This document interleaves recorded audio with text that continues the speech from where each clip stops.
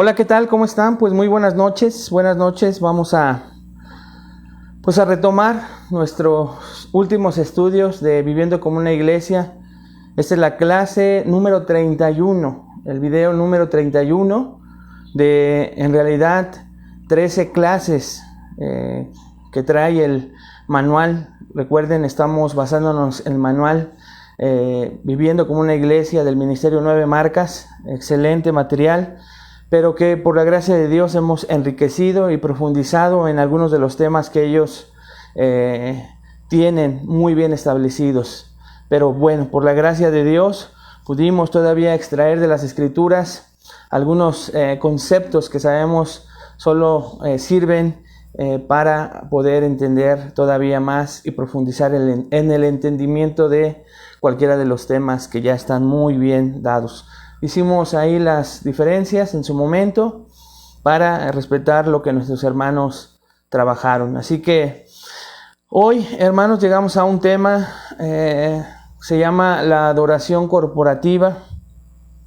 Y esto hablando de que vivir como una iglesia está basado en la unidad. Esto de la adoración corporativa es celebrar o celebrando la unidad dada por Dios. El celebrar o celebrando la unidad dada por Dios. Y esto es uno de los aspectos, pues, que parecería que no causa controversias y divisiones dentro de las iglesias, pero créanme que sí son causa, o sí es causa la adoración corporativa de muchos conflictos, divisiones, desacuerdos dentro de las iglesias. La obra de Dios al salvar a su iglesia es monumental, hermanos. Y uno de los hermosos aspectos de esta obra redentora es que Dios, al salvar a su iglesia, la llama de toda clase de personas a la comunión.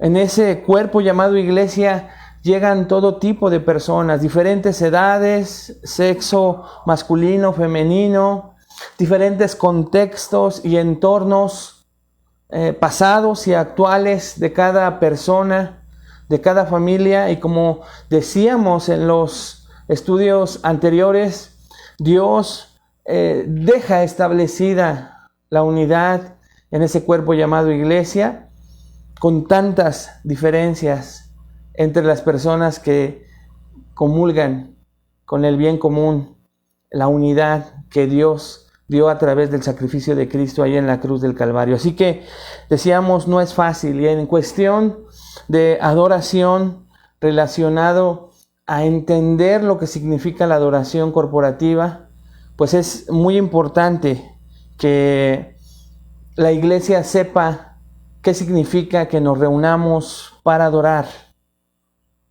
Decía un predicador conocido que todos podemos afirmar que adoramos a Dios y que cuando nos reunimos el propósito es adorar a Dios.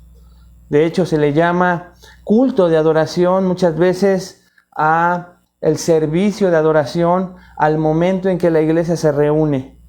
Pero decía este predicador que muchas veces cuando ya de manera particular le pides más detalladamente a una persona que te explique qué significa la adoración, encontramos diferentes tipos de respuesta.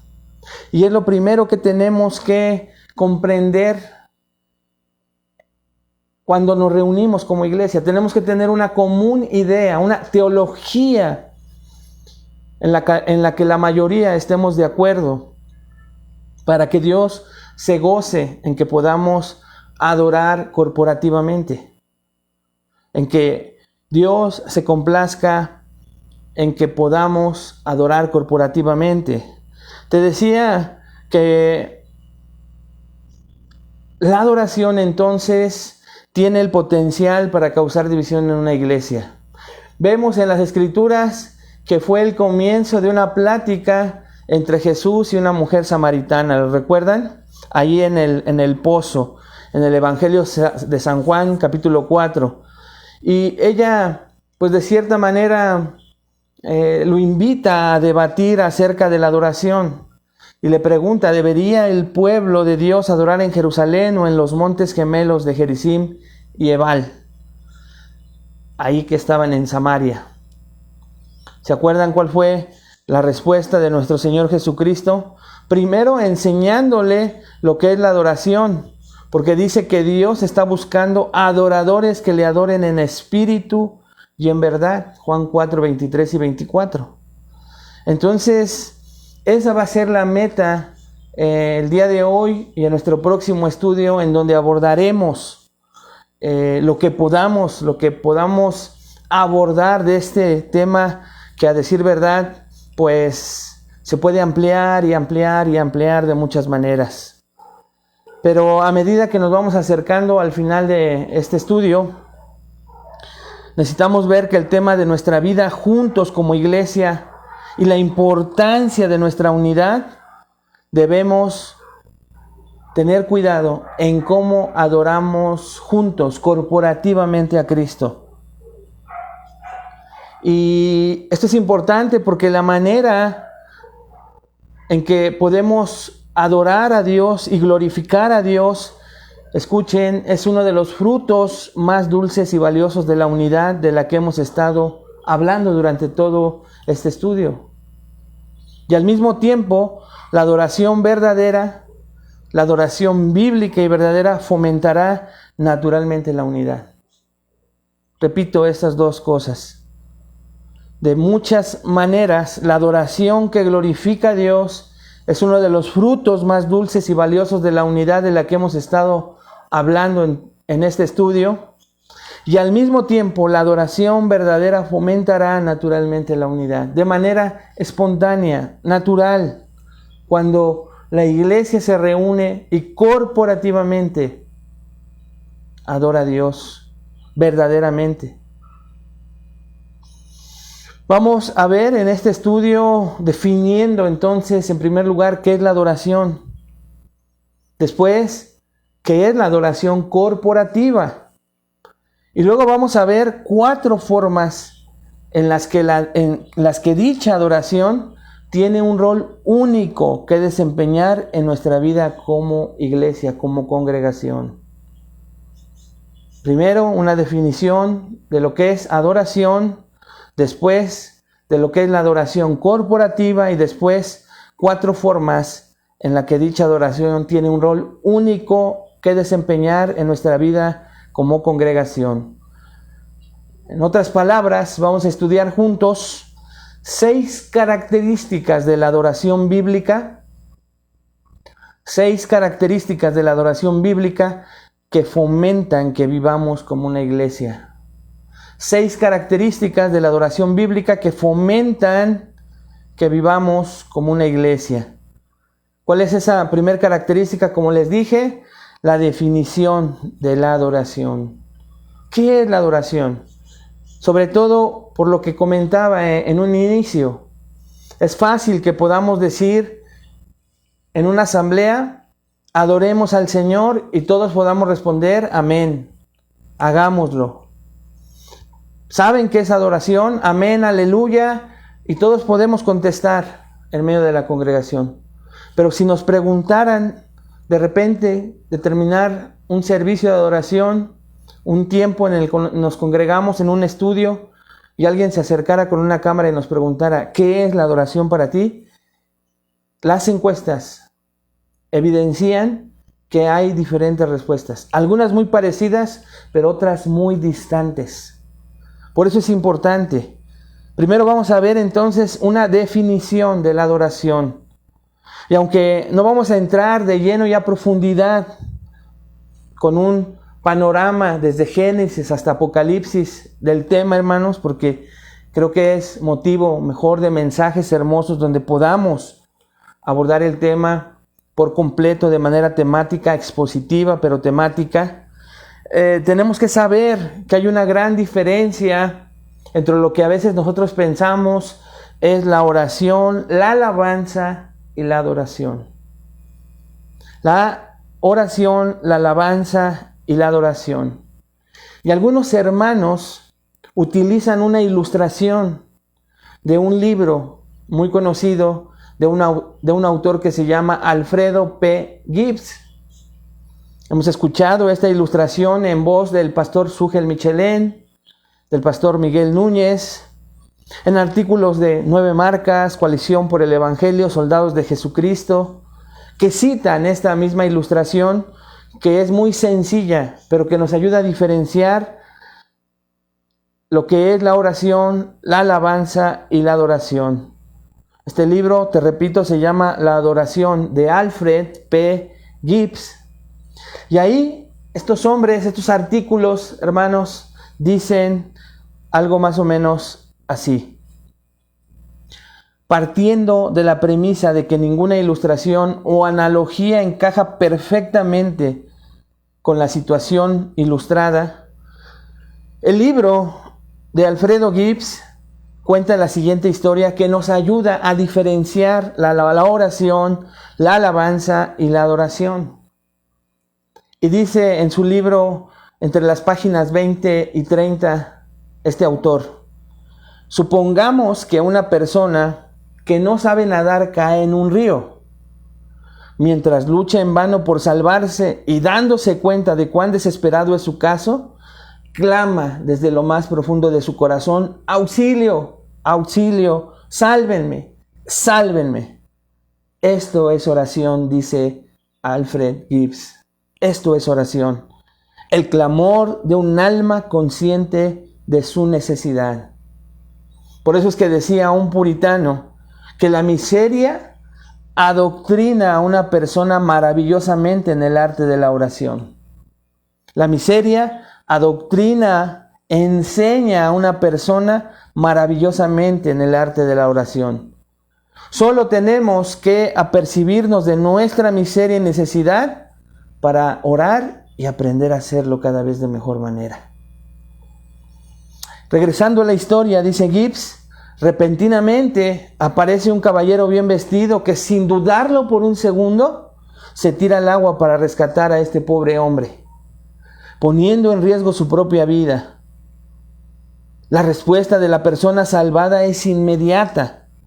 Llena a su Salvador de alabanza y exclama: ¿cómo podré jamás expresar mi gratitud hacia usted por su acto de arrojo al salvar mi vida? Gracias, 10,000 veces gracias. Eso es alabanza. Y eso es precisamente lo que hace el pecador cuando entiende lo que el Hijo de Dios estuvo dispuesto a hacer para salvarlo. No fue simplemente que Él pusiera en riesgo su vida, sino que la entregó para darnos vida, el justo muriendo por los injustos para llevarnos a Dios, como dice 1 de Pedro 3:18. Así que entonces, eso es alabanza. Regresando a la historia nuevamente, supongamos que el caballero en cuestión, no conforme con salvarle la vida a este hombre, ahora lo invita a su casa con el propósito de entablar una amistad con él.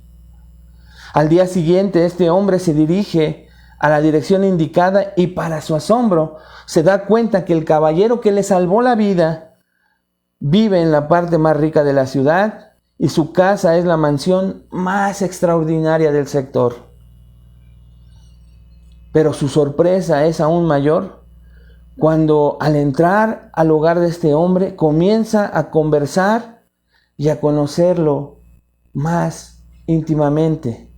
Queda profundamente impresionado por su nobleza de carácter, su bondad, su inteligencia, su hospitalidad, su sabiduría, su afabilidad, su tacto, su humildad. En otras palabras, dice Gibbs, ahora aprecia la excelencia moral y el valor intrínseco del carácter de su anfitrión, independientemente de lo que ha hecho por él como su Salvador. Y aunque no olvida por un solo momento que su anfitrión es su Salvador, no obstante, su gratitud por lo que hizo por él es ahora superada por su admiración y aprecio por lo que él es en sí mismo. Y como sigue desarrollándose esa amistad, en ese momento, en esa tarde, mientras más le conoce, más le admira. Eso es adoración. No se trata entonces de un programa religioso o de una liturgia en particular, termina diciendo Alfred P. Gibbs. Espero, hermanos amados, que hayamos podido ver en esta simple historia que dicen estos hombres o los artículos, aún los niños pudieran entender qué diferencia hay entre la oración, que es esa capacidad del ser humano de reconocer su miseria y pedir auxilio, a ser salvado, ser suplida su necesidad de salvación y estar profundamente agradecido y exclamarlo con las propias palabras de mil maneras en donde se acaban dichas palabras, y eso significa alabanza, a comenzar a conocer a su Salvador, al que le salvó la vida, pero ahora en una intimidad cada vez más y más y más profunda, se queda uno admirado por los atributos que se van conociendo de la persona, y sin olvidar con gratitud la salvación que obtuvo de esta persona, ahora comienza a reconocer todos estos atributos y comienza a admirarlo cada vez más, y eso es adoración.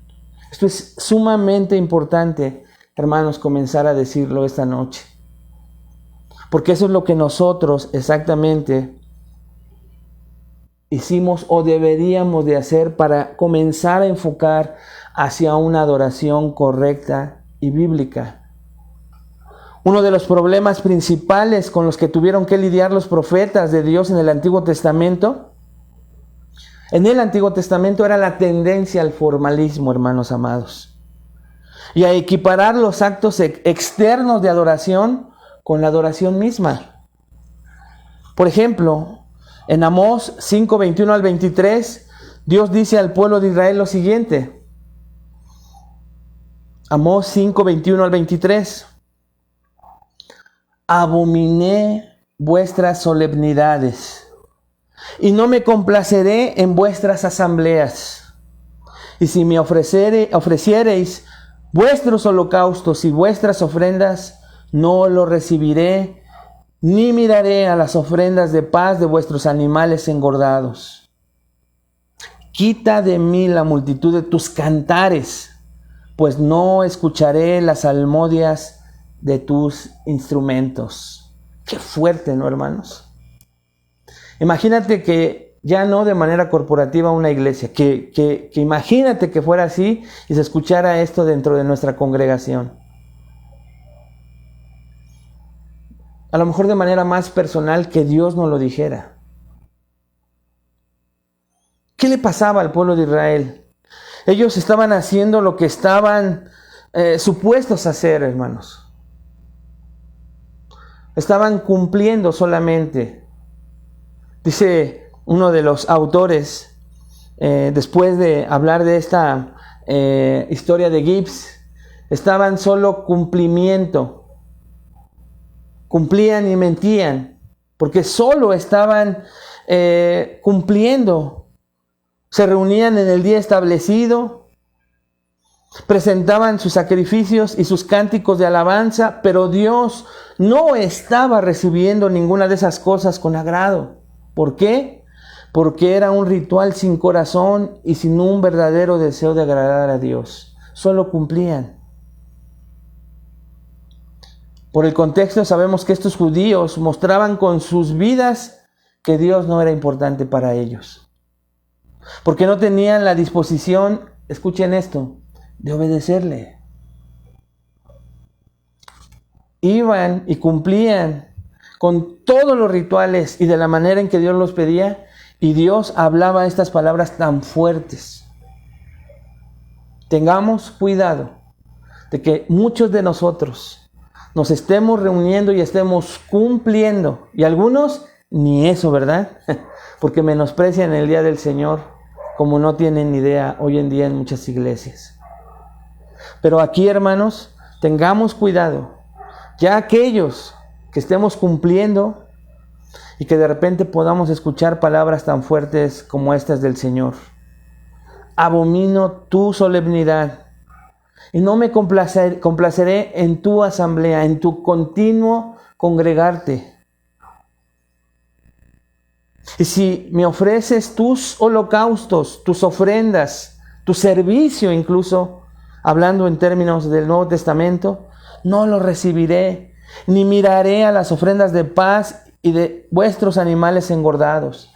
Y él termina contundentemente con esto: quita de mí la multitud de tus cantares, pues no escucharé las salmodias de tus instrumentos. Con tristeza hoy podría hablarse de esta manera a muchas iglesias que le dan un énfasis al tiempo de alabanza, como aquella ilustración que te comento y quiero volverte a recordar, que una vez compartiendo en el reclusorio sur, me conmoví de tal manera en cómo los presos en el tiempo de alabanza estaban llorando, emocionados, brincando, postrados, de pie, totalmente rendidos, boca abajo. Hermanos, ese tiempo de adoración, de cúmulo de emociones entre las alabanzas de júbilo, las melodías más tranquilas que les llaman adoración, no, así se dice en el argot cristiano. Una movida, una alabanza, una tranquila, una de adoración. Uno se puede impresionar. Y parece que se está adorando a Dios, hermanos. Ahí uno está expresándole las cosas a Dios aparentemente. Pero les recuerdo el cómo termina esta historia que yo pude apreciar con mis ojos. Que en el tiempo de enseñanza bíblica, la mayoría de esas personas que vi jubilosos, motivados, gritando, la mayoría estaba durmiendo en el tiempo de la enseñanza. Y hermanos, no estaba predicando yo, Fui de visita y me tocó el tiempo en el que se iba a estar predicando. Los mismos personajes que estaban hablando a Dios, cuando le tocó hablar a Dios, ellos estaban, la mayoría, durmiendo.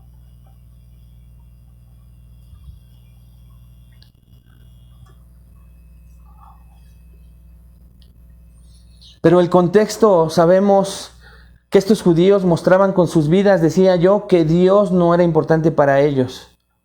Simplemente querían calmar sus conciencias practicando un ritual. Y ese fue, hermanos, el mismo problema que el Señor Jesucristo enfrentó durante su ministerio terrenal. Y allá en Mateo 15, del 7 al 9, Jesús acusó a los fariseos de hipocresía y de honrar a Dios en vano al hacerlo únicamente de labios y no de corazón. ¿Lo recuerdan? Si no, después revísalo ahí en Mateo 15, 7 al 9.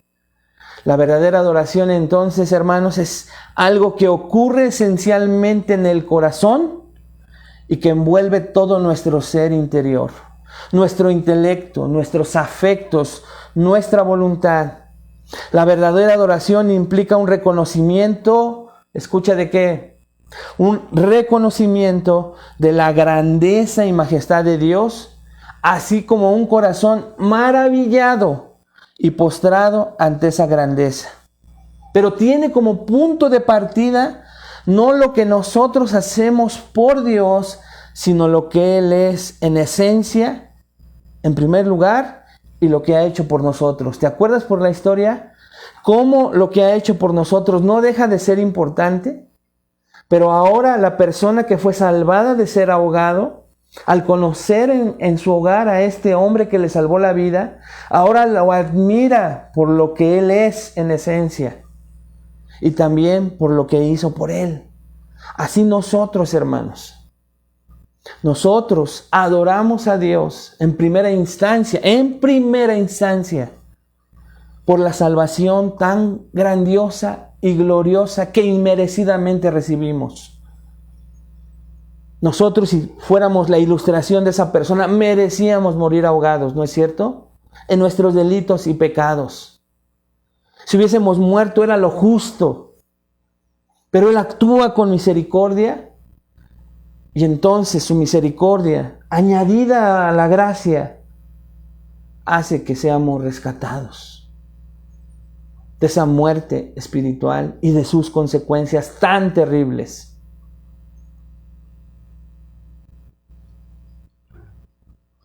Pero no todo termina ahí, porque ahora nosotros adoramos a Dios por lo que estamos conociendo de Él, por conocer su esencia, sus características, sus atributos, su pensar, su sentir, ¿no es cierto?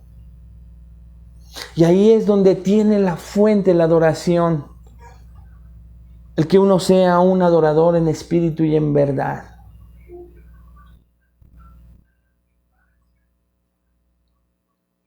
Así que entonces Él se reveló en su creación y en su palabra. Y diseñó un plan de salvación para que nosotros pudiésemos reconciliarnos y acercarnos a Él a través de la vida, muerte y resurrección de su Hijo, nuestro Señor Jesucristo. Él es un Dios santo y nosotros somos pecadores. De ahí el énfasis de las Escrituras en la necesidad que tenemos de que nuestros pecados sean expiados y perdonados antes de que podamos acercarnos a Dios en adoración. El pecador entonces necesita reconciliarse con aquel que ha sido ofendido por sus pecados. De lo contrario, no puede tener acceso a su presencia. Por lo menos a la presencia del Dios vivo, del Dios único, del Dios verdadero. Pero sabemos todos, hermanos amados, que una vez ese pecador conoce a Dios y se reconcilia con Él, su corazón se llena de adoración y su boca de alabanza. Y al venir a la presencia de un ser tan majestuoso que está conociendo cada vez más y más a través de su palabra, que es tan glorioso y al mismo tiempo tan compasivo, tan lleno de gracia, etcétera, etcétera, etcétera, es por eso que la adoración del pueblo de Dios es descrita en la Escritura como una fiesta solemne.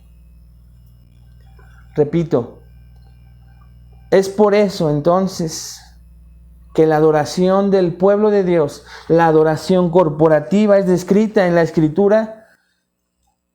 Subraye esto si usted anota, si no, subráyelo en su mente, como una fiesta solemne. Y tal vez para ti allá en casita estos dos términos son incompatibles. Si la adoración es una fiesta, entonces no puede ser solemne, podríamos pensar. Y si es solemne, entonces no puede ser una fiesta, ¿no es cierto?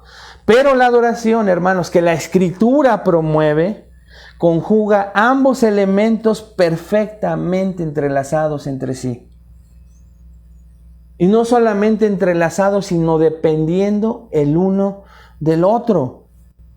Adoramos a un gran Dios digno de reverencia y temor, como lo vamos a ver en el estudio.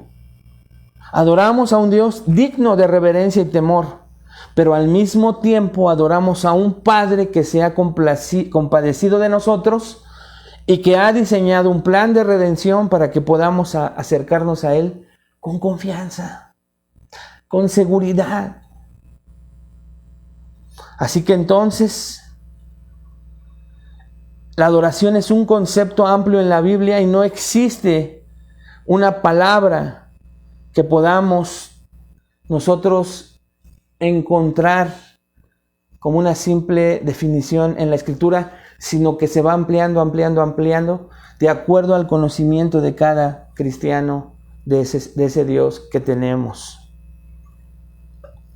Así que entonces necesitamos entender que la adoración corporativa, después de que vamos comprendiendo el concepto y la definición de lo que es la adoración, es una fiesta solemne y tiene que mantenerse en ese equilibrio, porque de lo contrario vemos esos dos extremos en muchas de las iglesias de hoy en día.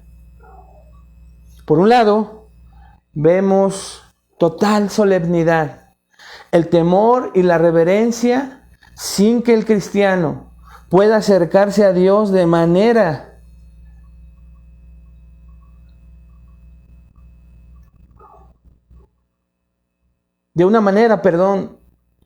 manera como un padre a un hijo, con confianza total, con regocijo, como se acercaría lleno de gozo un pequeñito a su papá para abrazarlo, para decirle te quiero, para decirle te amo, para abrir su corazón con espontaneidad y expresar con sus palabras lo que ese hijo quiere hablar sobre su papá, sobre su mamá, sobre ambos, ¿no es cierto? Y vemos total solemnidad. Y muchas veces se cae en solo cumplir, con corazones vacíos, endurecidos, formalistas, como vimos, legalistas. Y hermanos, ¿cuántas historias podríamos no escuchar de iglesias frías? Y recuerden que fue una de las causas por las que la iglesia de Éfeso desapareció. Había muchísimo conocimiento, había palabra, había estudio, había escudriñar de las Escrituras, pero corazones fríos. Pero por otro lado, fuera de toda solemnidad, vemos congregaciones hoy en día en donde todo es fiesta. Y cuando todo se convierte en fiesta, pasa exactamente lo mismo que en una fiesta de un pequeñito, ¿no es cierto? Que a veces es el más olvidado, es el más ignorado, porque los adultos ya se están divirtiendo y la fiesta y todo lo que gira en torno a la fiesta es hacia lo que ellos reciben.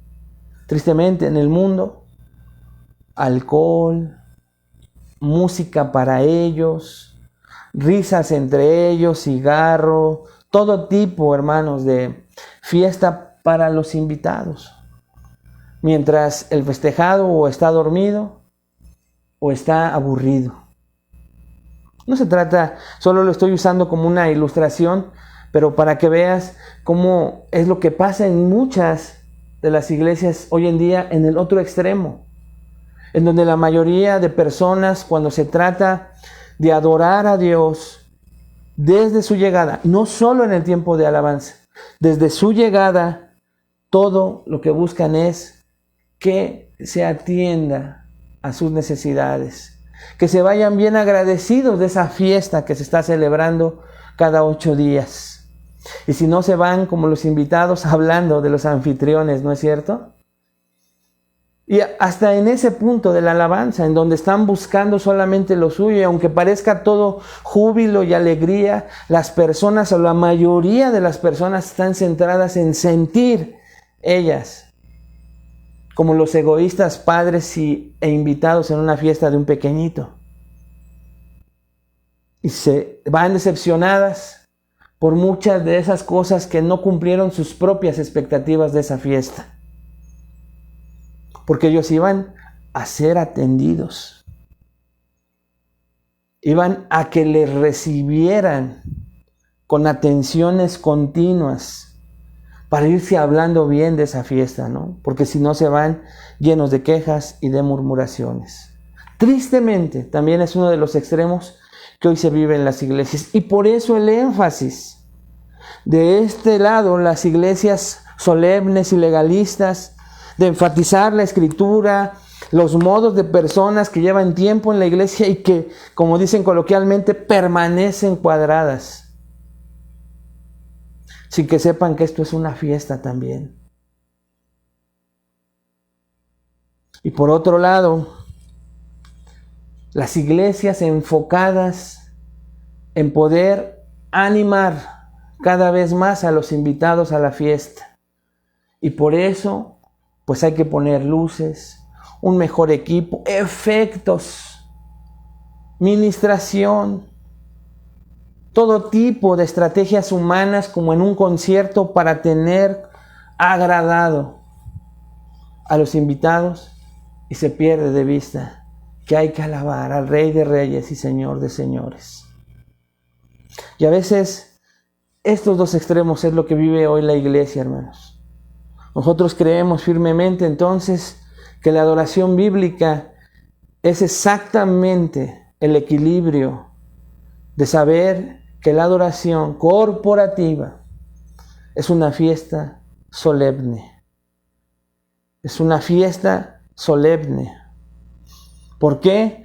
Porque la Escritura promueve y conjuga continuamente ambos elementos perfectamente entrelazados entre sí y dependiendo el uno del otro, en un equilibrio perfecto, en donde la gente cada vez más aprende y cada vez que acude corporativamente a alabar y adorar a Dios en un culto de adoración, sabe que adora a un gran Dios, porque lo está conociendo cada vez más y es digno de reverencia y de temor. Ya iremos más adelante definiendo esa palabra temor, pero al mismo tiempo adoramos a un Padre que se ha compadecido de nosotros, que ha diseñado un plan de redención para que podamos acercarnos a Él con confianza.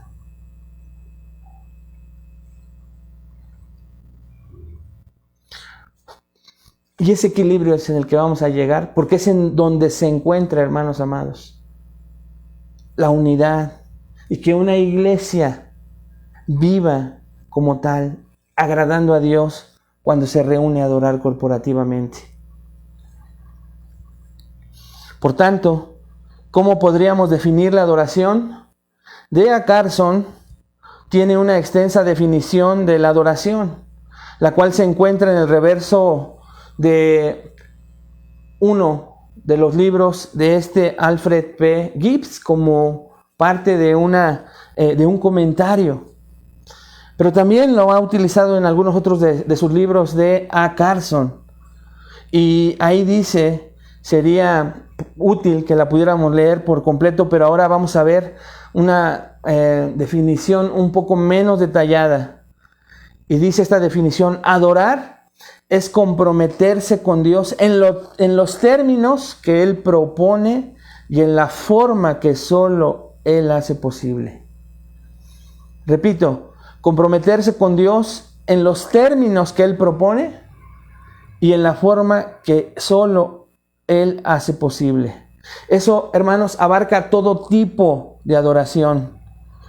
Nuestros afectos, nuestras acciones, nuestra obediencia, nuestras relaciones, y eso incluye nuestra adoración corporativamente, nuestros tiempos de adoración a Dios y de mutua edificación. Entonces, la adoración es aquella que se centra en Dios. Es la respuesta correcta a la majestad del carácter de Dios. La adoración también, como vamos a ver más adelante, se centra en Cristo y está empoderada por el Espíritu Santo. Pero lo vamos a ver más adelante. Así que, ampliando un poco más esta definición de adoración, escuche lo siguiente.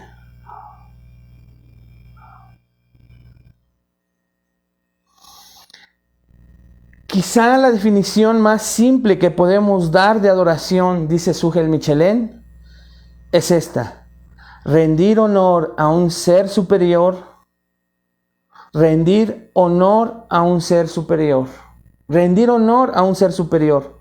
Puede tratarse de un ídolo o del Dios vivo y verdadero, pero el meollo, la esencia de la adoración es rendir tributo, honor, reverencia, respeto, alabanza y gloria a un ser superior. Las dos palabras, hermanos, más comunes usadas en las Escrituras para referirse a la adoración, tanto en el Antiguo Testamento como en el Nuevo Testamento, conllevan la idea de doblegarse, postrarse, reverenciar. La palabra que se usa en el Nuevo Testamento significa literalmente besar la mano, como una señal de respeto y reverencia. De hecho, era, hermano, algo que se usaba cuando un perrito le besaba la mano a su amo. Fíjate qué imagen usaba para esta palabra griega. Por eso es que la única adoración digna de ese nombre es la que el creyente tributa a Dios y a nadie más. Cuando atribuimos gloria a otro ser fuera del Dios vivo y verdadero que se revela en su creación y en su palabra, estamos concediendo una honra inmerecida, porque solo Dios es digno de ser adorado. Si ustedes recuerdan cuando Satanás tentó a Cristo en el desierto y le ofreció todos los reinos de este mundo, ¿se acuerdan qué le dijo? Son tuyos. Si postrado, ¿qué? Me adorares. Si postrado, me adorares. Si me honras, si me das ese respeto, esa reverencia, si te postras, si te doblegas. ¿Y se acuerdan cuál fue la respuesta de nuestro Señor? Vete, Satanás, porque escrito está: al Señor tu Dios adorarás y a Él solo servirás. Allá en Romanos 11:36 también se dice que solo nuestro Dios posee las características que le hacen digno recibir todo tipo de homenaje de parte de sus criaturas. Dice ahí Pablo: de Él, por Él y para Él son todas las cosas, y por lo tanto, que solo a Él sea la gloria por los siglos de los siglos. ¿Qué es entonces, hermanos, la adoración? Hemos ido dando pequeñas partes, pero si pudiéramos dar entonces una definición, la adoración es el reconocimiento de la grandeza de Dios y la reacción que eso debe provocar en nosotros. Escuche esto. La adoración es el reconocimiento de la grandeza de Dios y la reacción que eso debe provocar en nosotros. Por eso un puritano dijo que la adoración es la ocupación del corazón, no con sus necesidades, ni siquiera con sus bendiciones, sino con Dios mismo. La adoración entonces es la ocupación del corazón por lo que Dios es. La adoración se enfoca en el ser de Dios y no únicamente en lo que Dios hace. Otra vez regrese a la historia de un inicio. La adoración entonces se enfoca en el ser de Dios y no únicamente en lo que Dios hace. Y esto nos puede ayudar otra vez a vislumbrar en muchos de nosotros de qué tipo de adoración el Señor nos sacó, basada la mayoría de las veces en lo que Dios hacía por nosotros continuamente. En lo que Dios hacía por nosotros continuamente. Y como Dios derrama sus misericordias, ellas son nuevas cada mañana. Dios, hermanos, sigue bendiciendo. El sol sale para buenos y malos, ¿no es cierto? En su gracia común. Hay grandes bendiciones para todos los seres humanos. Hay oxígeno para buenos y malos. Y obviamente también hay bendiciones simple y sencillamente por cumplir principios que aún para nosotros eran desconocidos, rechazando a Dios. Este mundo está lleno de bendiciones de parte de Dios para todos. Pero siendo así, teniendo un Dios tan bondadoso, acostumbrados muchos de nosotros entonces a adorar a Dios por lo que Él hacía por nosotros. Porque la única manera de adorar a Dios por lo que Él es conociéndolo en su palabra.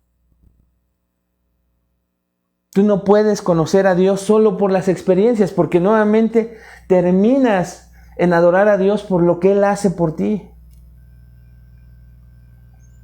Pero cuando tú tienes intimidad con Él, Cuando la revelación especial de Dios, que es su palabra, comienza a iluminar tu entendimiento para conocer a ese Dios, el resultado natural, espontáneo, el fruto, la reacción es adoración. Es adoración. Porque la adoración bíblica se enfoca en el ser de Dios. Nuestro Dios es intrínsecamente digno de toda gloria, toda honra, todo honor. Y escucha esto, toda obediencia. Y ahí es donde coloquialmente dicen, la puerca torció el rabo. Hermanos, si el hombre fue creado a su imagen y semejanza, poseyendo un alma racional con el propósito de que pueda tributar a Dios, es adoración que es digna solamente de Él. Solamente de Él. Es tan importante entonces que nosotros podamos hacer esta distinción. Resumiendo entonces, la adoración es rendir honor a un ser superior. Y la esencia de la adoración es rendir tributo, honor, reverencia, respeto, alabanza y gloria a un ser superior. Pero en el término de un cristiano, hermanos, la verdadera adoración es aquella que se centra en el ser de Dios y no únicamente en lo que Dios hace. La adoración, resumiendo, dijimos entonces, es el reconocimiento de la grandeza de Dios y la reacción que eso debe provocar en nosotros. Así que entonces, ese es nuestro primer punto, hermanos. Regresando rápidamente a nuestras notas, ¿qué es entonces ahora, en segundo lugar, la adoración corporativa? Ya hablamos un poco acerca de lo que es y no es la adoración. ¿Y la adoración corporativa? ¿Qué de aquel tiempo, hermanos, en el que nos reunimos como congregación públicamente con el único fin de alabar y glorificar a Dios? ¿Qué de ese tiempo? En base a lo que acabamos de describir como adoración, entonces, podríamos pensar que dice el manual de 9 marcas, que nuestro picnic como iglesia forma parte de la adoración corporativa. Al fin y al cabo, hacemos todas las cosas para la gloria de Dios y las hacemos juntos como congregación. Pero, hermanos, claramente, también en nuestra definición hay algo más para la adoración como un cuerpo que solo cumplir. Porque caeríamos en lo que dijimos caía el pueblo de Israel y fue duramente reprendido. Caeríamos en lo que hacían los escribas y fariseos y también fueron duramente reprendidos por nuestro Señor. Aún más, en un inicio, nosotros vemos las consecuencias de adorar a Dios equivocadamente. Era la muerte. Afortunadamente Dios nos ha orientado a través de la Escritura acerca de lo que pasa cuando una congregación se reúne en público con el propósito de adorar a Dios. Y en el Nuevo Testamento, hermanos, vemos que se ordena a la iglesia, en primer lugar, que ore. Eso lo podemos ver con Colosenses 4, versículos 2 y 4. Colosenses 4, si me acompaña con su Biblia ahí en su casa, con su dispositivo. Colosenses 4, versículos 2 al 4.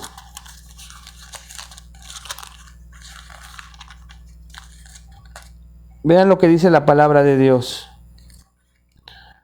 Colosenses 4, versículos 2 y 4. Perseverad en la oración, velando en ella con acción de gracias, orando también al mismo tiempo por nosotros para que el Señor nos abra puerta para la palabra, a fin de dar a conocer el misterio de Cristo, por el cual también estoy preso. Si usted ve el contexto, son instrucciones para cuando la iglesia se reúne corporativamente.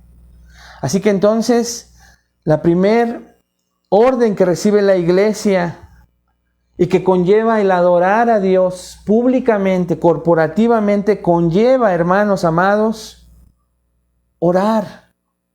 Primera de Timoteo también nos da esa referencia. Primera de Timoteo capítulo 2, versículos 1 y 2. Primera de Timoteo capítulo 2, que vamos a estudiar también los miércoles, versículo 1 y 2.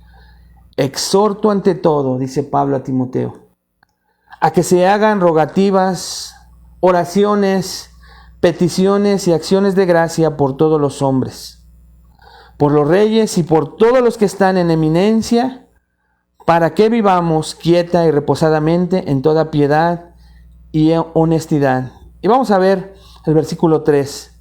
Porque esto es bueno y agradable delante de Dios nuestro Salvador.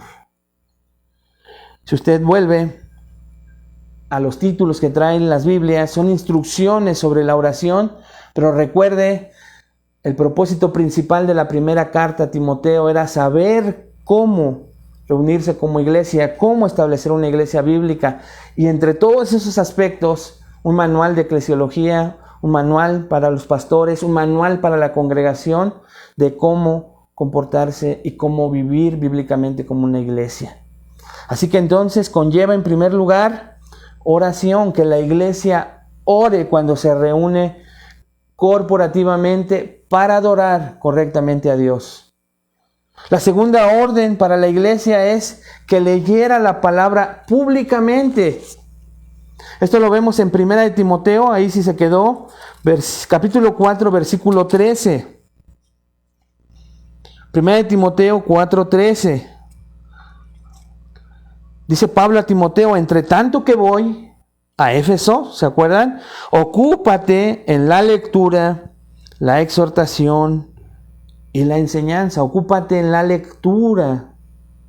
Pero si iba a ser una lectura con exhortación y enseñanza, era una lectura pública, hermanos. Si queremos verlo todavía más claro, vayamos a Colosenses 4. Colosenses 4, versículo 15 y 16. Colosenses 4, 15 y 16. Dice ahí la palabra de Dios. Saludad a los hermanos que están en la Odisea y a Ninfas y a la iglesia que está en su casa. Cuando esta carta haya sido leída entre vosotros, haced que también se lea en la iglesia de los laodicenses y que la de la Odisea la leáis también vosotros.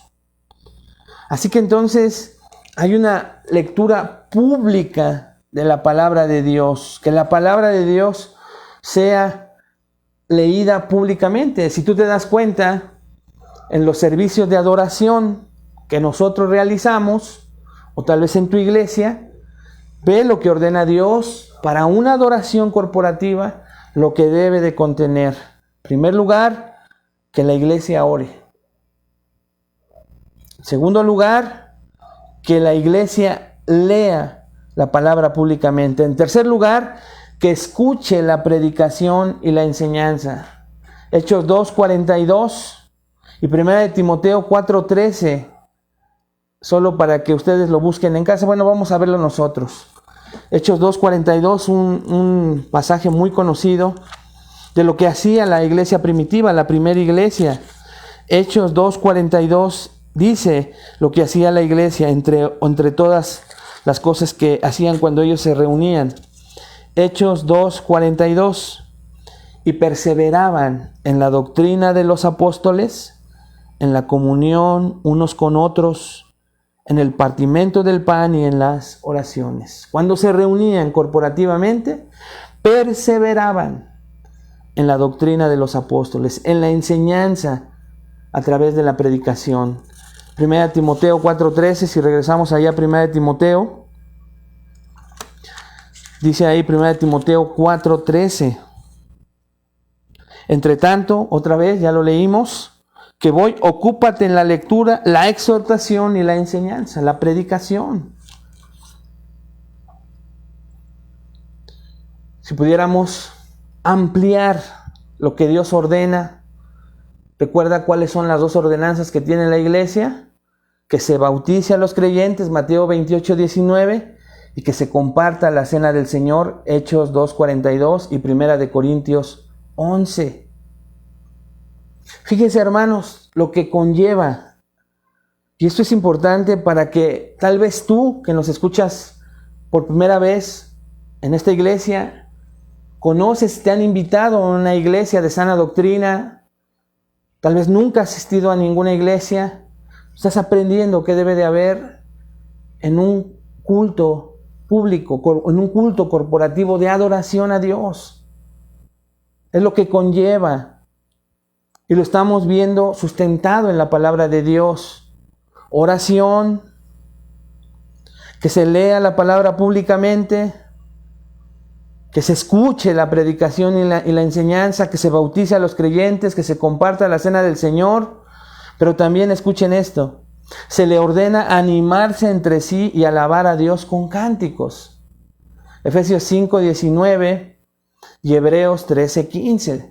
Pero te das cuenta hasta dónde se involucra la alabanza, me refiero a lo musical.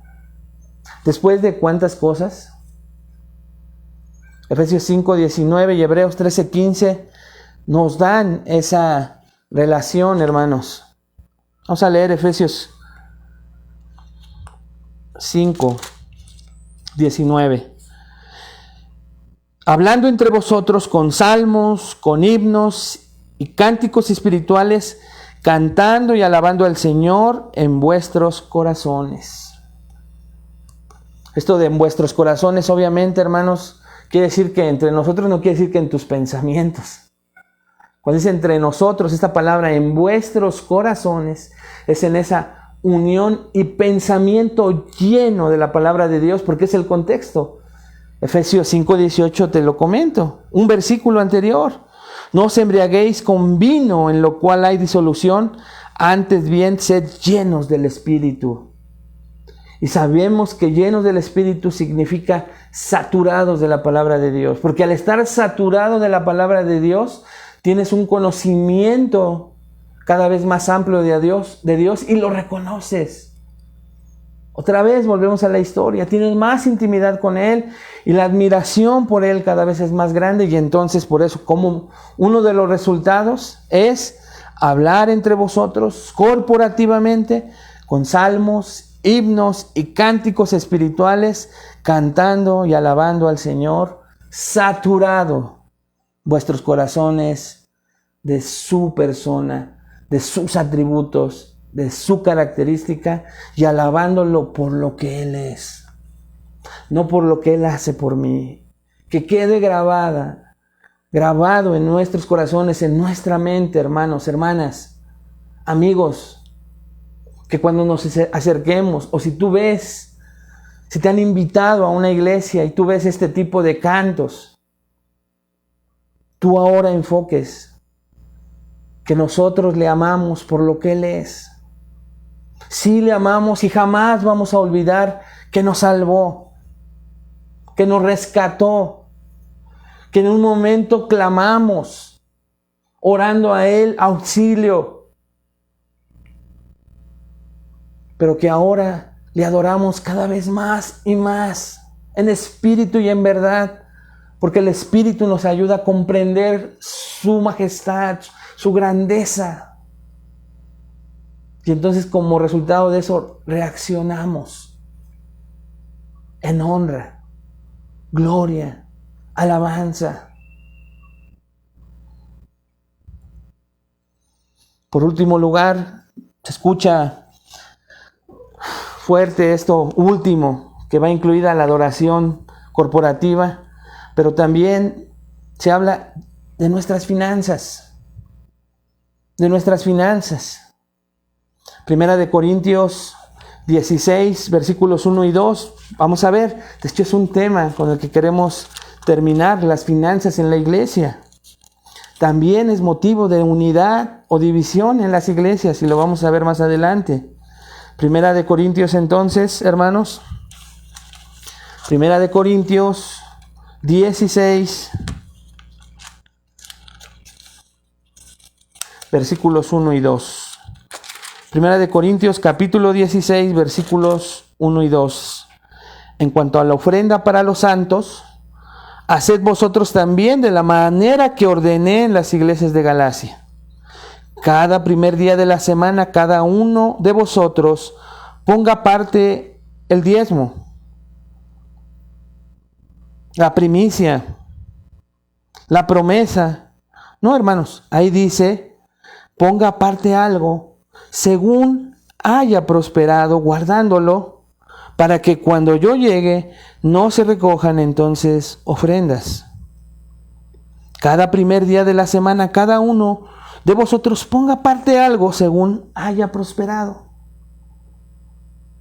Entonces, la adoración es esa voluntariedad, esa voluntad para adorarle también con nuestras finanzas según hayamos prosperado y hayamos visto su mano, su favor, que hayamos tenido salud, trabajo.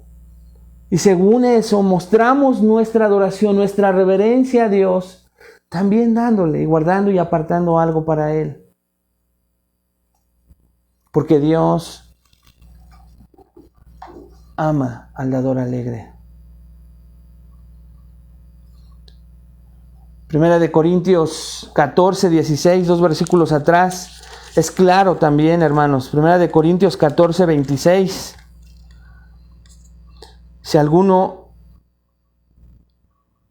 Si habla alguno en lengua, 26.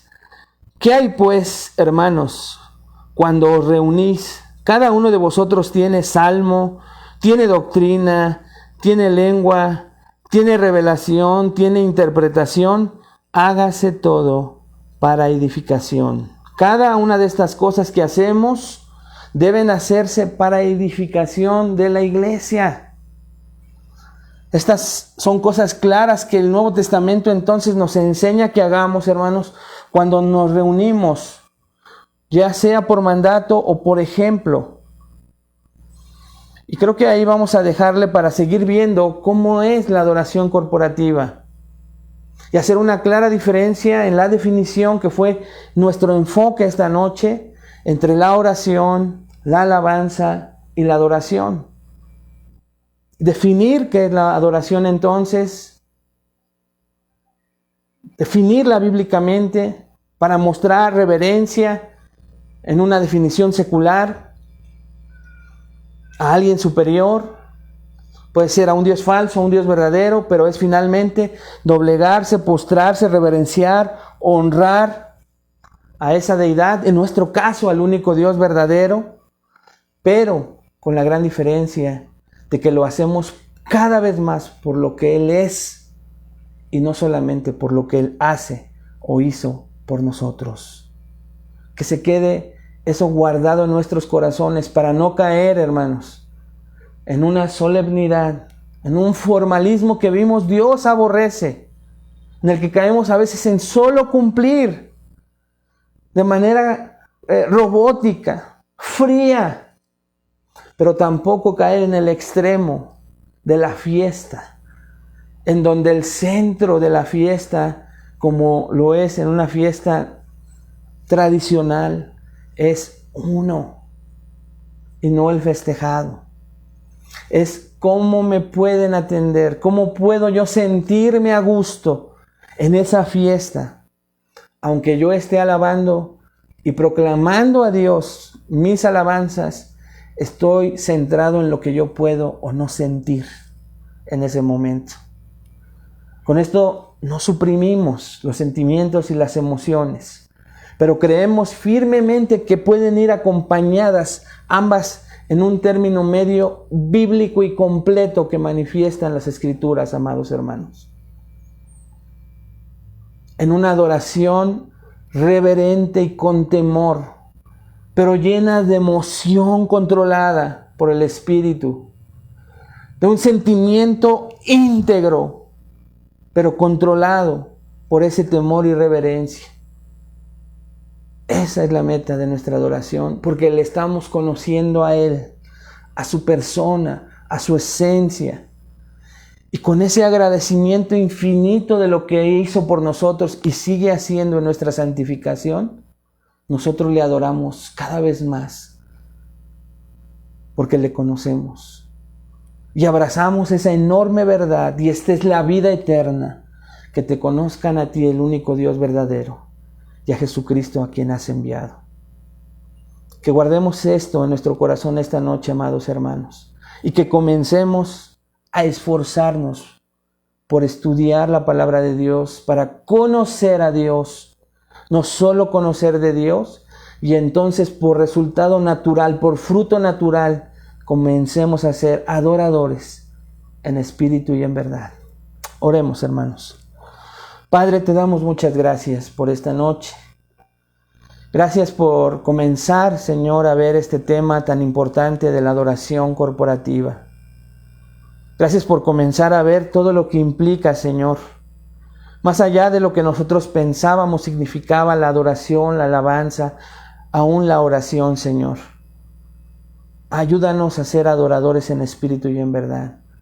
Ayúdanos a esforzarnos en conocerte por medio de la revelación especial, la revelación escrita, tu bendita palabra donde tú te revelas a nosotros, para que por el Espíritu Santo, la iluminación a nuestro entendimiento, la gracia que derramas en nosotros para conocerte cada vez más y más y más, tenga como resultado, Señor, una adoración genuina, una adoración en espíritu y en verdad, porque sabemos que te agradas en ello, Padre.